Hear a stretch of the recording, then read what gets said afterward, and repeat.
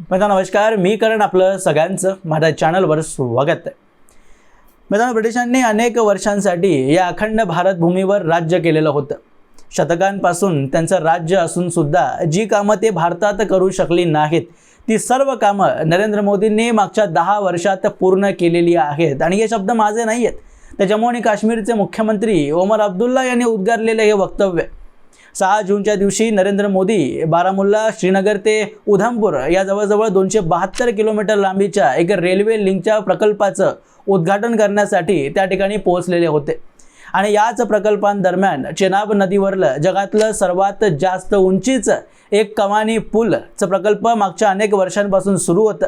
त्या प्रकल्पाचं उद्घाटन सुद्धा तिरंगा ध्वज फडकवून नरेंद्र मोदींनी त्या दिवशी केलं। आणि त्याच कार्यक्रमादरम्यान एक छोटंसं भाषण मुख्यमंत्र्यांनी करताना हे वाक्य त्यांनी उद्गारलेलं होतं की ब्रिटिशांना जी कामं जमली नाहीत ती सर्व कामं नरेंद्र मोदींनी मागच्या 10 वर्षात पूर्ण केलेली आहेत।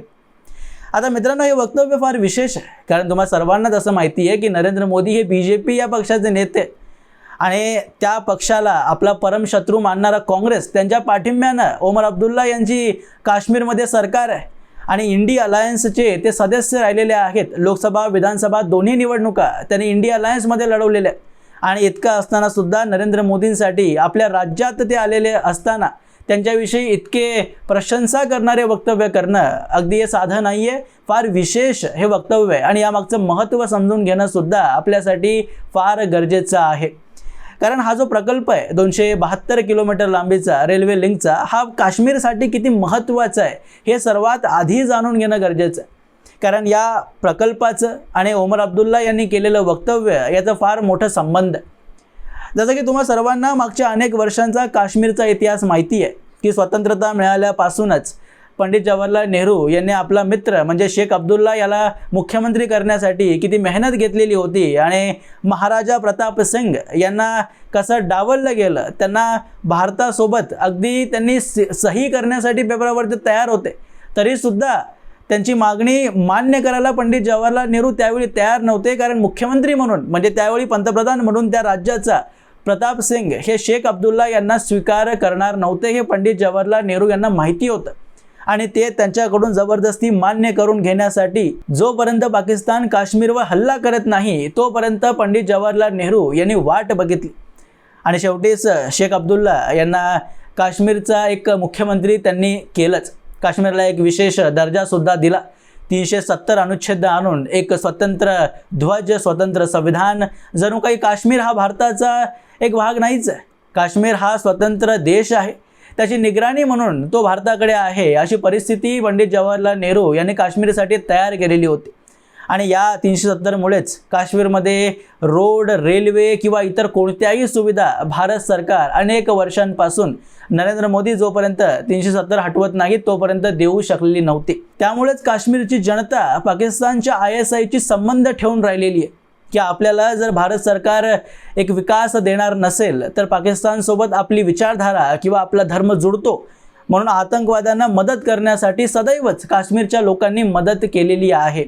सदैव काश्मीरमधलेच लोक आतंकवादी कारवाईंमध्ये संमिलित झालेले होते।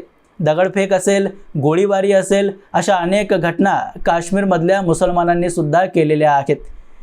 त्यामुळे जोपर्यंत आपण त्यांच्यापर्यंत विकास पोहोचवत नाही तोपर्यंत काश्मीरमधली लोक पाकिस्तानशी संबंध ठेवणारच हे भारत सरकारला माहीत असून सुद्धा काश्मीरला सदैवच काँग्रेसने भारतापासून वेगळं ठेवण्याचा प्रयत्न केला।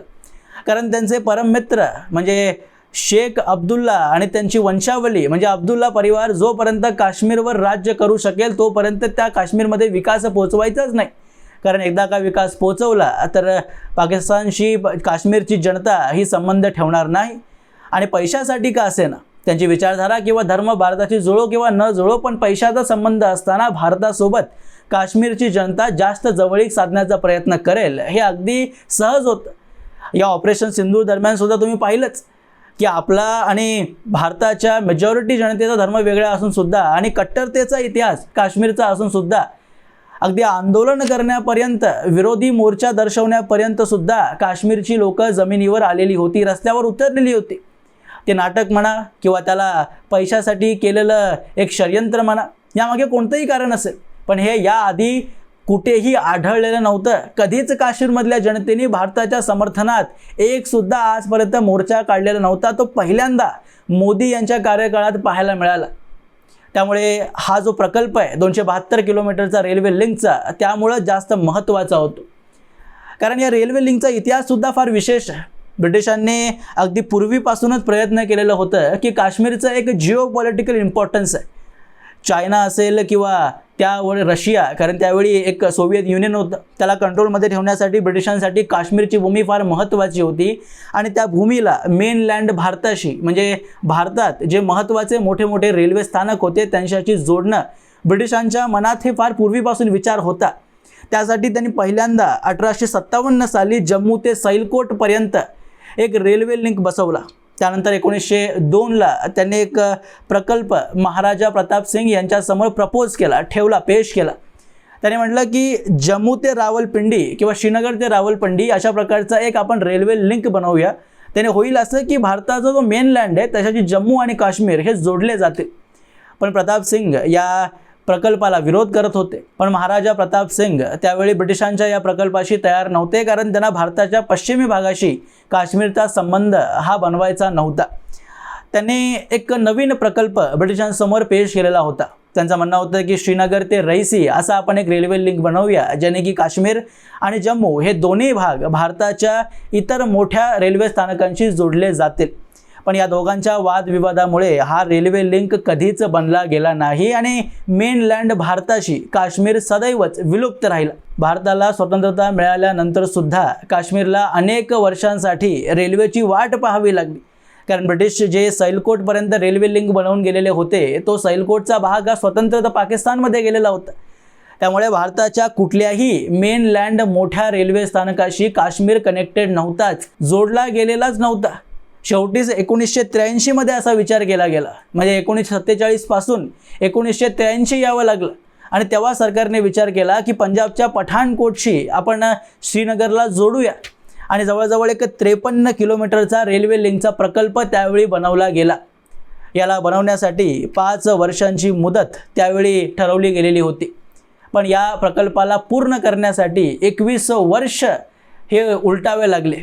आणि यानंतर त्यांनी असं सांगितलं की उधमपूरपर्यंत आपण या रेल्वे लिंकला एक्सटेंड करूया, वाढवूया. आणि त्यासाठी सुद्धा त्यांनी 2000 कोटी रुपयांचा एक बजेट ठरवला आणि पुढची 5 वर्षांचा कालावधी त्यांनी निश्चित केला. पण विचार करा, आणि आश्चर्याची गोष्ट आहे की नरेंद्र मोदींचा कार्यकाळ या प्रकल्पाला पूर्ण करण्यासाठी यावा लागला. 1997चा काळ, त्यावेळी हा प्रकल्प हा समोर ठेवला गेला होता. 2000 कोटी रुपयांचा बजेट या प्रकल्पासाठी लावला गेला होता. आणि या इतक्या वर्षांच्या कालावधीनंतर सुद्धा प्रकल्प पूर्ण झाला नाही. कारण काँग्रेसची पद्धत राहिली आहे, एखादा मोठा प्रकल्प, एखादा एक बजेट द्यायचा आणि घोषणा करून टाकायची. त्या प्रकल्पाला कधीच पूर्ण करायचं नाही, फक्त त्याला रखडत राहायचं. महाराष्ट्रात आणि इतर राज्यांमध्ये वर्षानुवर्ष हे तर चालत आलंय. फक्त जे ठेकेदार असतील त्यांना मोठ्या प्रमाणात कमिशन द्यायचं, त्यांच्याद्वारे काँग्रेसचे नेते मोठ्या प्रमाणात अनेक वर्षांपासून पैसे कमवत राहिले. पण कधीच या लोकांनी प्रकल्प पूर्ण केले नाहीत. या प्रकल्पाचं काम सुद्धा 80% जास्त काम 2014 नंतर झालंय. आणि या चेनाबच्या कमानी पूलचं प्रकल्प सुद्धा नरेंद्र मोदींनीच मागच्या 5 वर्षापूर्वी प्लॅन केलेलं होतं. आणि ज्या वेळेची सीमा या प्रकल्पासाठी निश्चित केली गेलेली होती, त्याच सीमेअंतर्गत या कमानी पुलाचं काम पूर्ण झालेलं आहे. आणि फक्त पूलच नाही, तर ज्या प्रकल्पाची घोषणा काँग्रेस काळात झाली होती, काश्मीरच्या मेनलँडला भारताशी जोडण्याचं काम काँग्रेसने त्यावेळी घोषणा केलेली होती, जे त्यांना करायचं होतं, त्याचं 80% काम नरेंद्र मोदी यांच्या सरकारने केलं. आणि त्यामुळेच ओमर अब्दुल्ला यांनी जे वक्तव्य केले की ब्रिटिशांना जे काम जमलं नाही, म्हणजे काँग्रेसलाही ते काम जमलं नाही, ते नरेंद्र मोदी यांना पंतप्रधान व्हावं लागलं पूर्ण करण्यासाठी. त्यामुळेच मी म्हणतोय की या वक्तव्याचं जे महत्त्व आहे ते सर्वांना जाणून घेतलं पाहिजे. काँग्रेसचा जो काळा अध्याय भारताला सहन करावा लागला आहे मागच्या 60 वर्षांसाठी, तो फार एक काश्मीरसाठी असोत किंवा महाराष्ट्रासाठी किंवा भारतातील प्रत्येक राज्यासाठी, विशेष करून आपलं जे नॉर्थ ईस्ट आहे त्यांच्यासाठी तर विकास म्हणजे काय हे पाहण्यासाठीच मोदींचा कार्यकाळ यावा लागला. नॉर्थ ईस्ट, साऊथचे अनेक स्टेट्स, काश्मीर, पंजाब, महाराष्ट्रामध्ये सुद्धा असे अनेक भाग आहे, गडचिरोलीसारखे, ज्यामध्ये BJPच्या सरकारने विकास केला आहे. काँग्रेसच्या कार्यकाळाने फक्त प्रकल्पांची घोषणा या भागांना दिली आहे। रेल्वे, रोड या सर्वच प्रकल्पांची कामं नरेंद्र मोदींनी पूर्ण केली आहेत आणि त्याचंच हे उदाहरण 272 किलोमीटरचं रेल्वे लिंक आहे आणि चेनाब नदीवरलं आज जे डौलानं उभं राहिलेलं कमानी पूल आहे, जगातलं सर्वात जास्त उंचीचं पूल आहे, ते याचं प्रतीक आहे। असं मित्रांनो, याबद्दलची तुमची मतं तुम्ही मला कमेंट बॉक्समध्ये अवश्य सांगू शकता आणि असेच माहितीपूर्ण व्हिडिओज पाहण्यासाठी माझ्या चॅनलला सबस्क्राईब जरूर करा। भेटा पुढच्या व्हिडिओमध्ये, तोपर्यंत जय हिंद, जय महाराष्ट्र।